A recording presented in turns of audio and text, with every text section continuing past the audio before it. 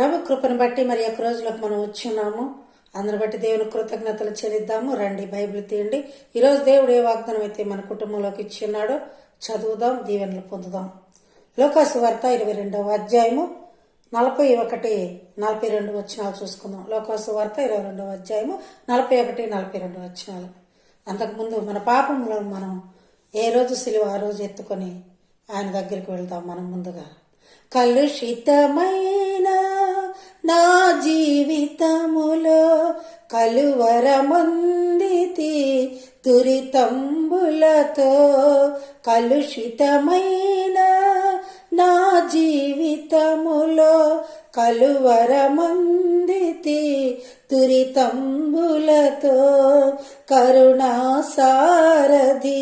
కరుణించు నన్ను పాపిని దేవా, పాపిని దేవా దర్శనమీవా, ప్రేమ స్వరూపుడా యేసు ప్రభువా పాపిని దేవా. ప్రతిదినము కూడా మన పాపములు ఒప్పుకోవాలి.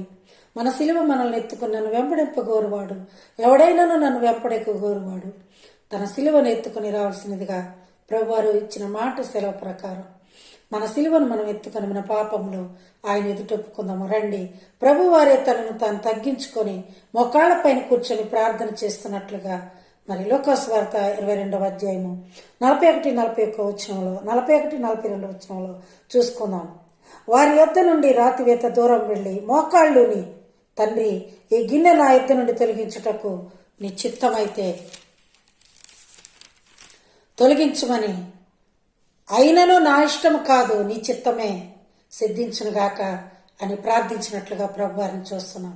చూడండి, ప్రభువారు తనను తాను ఎంతగా తగ్గించుకున్నారు. ఆయన ప్రార్థించవలసిన అవసరం లేదు. ఆయనను సృజించిన దేవుడు, ఆయన కుమారునిగా మనకు పంపి ఉన్న దేవుడు, ఆ కుమారుడు అడిగితే ఆయన తప్పకుండా అన్ని ఇవ్వగలడు.